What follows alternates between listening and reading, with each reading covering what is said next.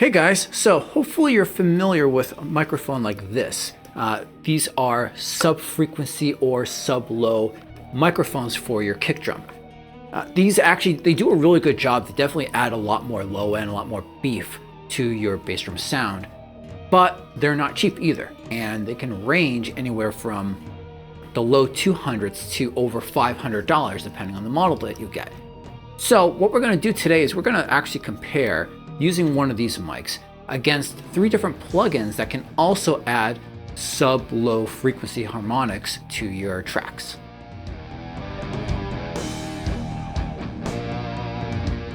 So for this review, I'll be using this microphone. This is the DW The Moon mic, as they call it. It is one of the more expensive options, but it does do a really good job. By the way, if you are interested in an in-depth review on this microphone, how to set it up properly, work with it in post-production, and the sort of sounds that you can get from it, not on just your kick drum, but also on your floor toms and how it can enhance those sounds with different mic combinations. If you're interested in that, there'll be a link to another video in the description below. Okay, so if we're using this for the microphone, then what are we using for the plugins? Well, that's where things get a little bit more tricky because you can't use just any run-of-the-mill plugin to do this. An EQ, for example, will let you change the amplitude of some given frequencies, right? You can make the lows louder, but it doesn't add frequencies that aren't there. It can't give you extra low-end frequencies below what the microphone had already captured. So we're going to have to go after some specialty plugins. First up, we're going to take a look at the little Alterboy by Soundtoys. Now, this plugin is actually not considered a sub-harmonic or sub-frequency style plugin, but we can still achieve what we're looking for with this. What we're going to do is we're actually going to detune the bass drum track by a full octave. Next up, we're going to be taking a look at the LoAir plugin made by Waves. Waves does consider this to be a sub-harmonic generator style plugin, and it has 2 different settings for controlling your low-end frequencies. We're going to use the kick chain preset as part of this, but we are going to adjust the range value. What you need to do is you need to determine the low frequency that your source material that the kick drum is actually producing. You got to adjust that range value to match it. Last but not least, we're going to look at another plugin from Waves. This one is called the Submarine. Waves considers this to be a sub-harmonic generator, or really they say it has 2 different sub-harmonic generators in it. We're going to use the heavy preset on this one. Okay, so let's talk about the recording setup a little bit. So I'm going to have 3 microphones set up for the kick drum. First up, I have an AKG D112 that's mounted inside the kick, pretty close to the kick side head. Second, I got a Bayer Dynamic Opus 99 mic. That is in the porthole of the resonant side head. That's with the grill just inside the head. And finally, we're going to be using, as I mentioned, the Moon mic as our sub-harmonic microphone. Now, all 3 of those mics are going to be running through my API preamps. They're not going to be going through any outboard compressors. Once in the DAW, no EQ on these tracks, no compression on these tracks. We will be using some phase or time correction to make sure everything is lined up correctly. The other tracks, though, like my snare, will have additional processing on them. Okay, so here's where the magic happens. What we're going to do is we're going to take that second microphone, the one that's just inside the porthole, and we're going to make 3 copies of that. Each copy is going to have one of these plugins that we're dealing with. So again, that is the little Alterboy, LoAir, and Submarine. Those will be on each of the individual copies of that second microphone track. On each plugin, we're going to adjust the settings so that they're completely wet. I believe actually 2 of the plugins have a wet-dry mix, and the LoAir instead has a direct setting, so we'll just take all the direct out. That way, all we hear on those individual tracks is just the effect, the sub-harmonic effect.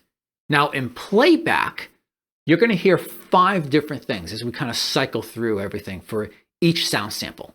First up, we're going to have it's just going to be the first and the second mic. So that's the AKG mounted inside and the Bayard dynamic that is inside the porthole. Those are going to, that's going to be like our baseline sound. After that, we'll start to cycle through each of those copy tracks with the subharmonics. So again, it's going to be our baseline, just 2 mic track. And then we'll add in the Alterboy, and then instead the LoAir, and then instead the Submarine. And then for the 5th thing we hear, we'll instead have the actual moon mic as the 5th sounds.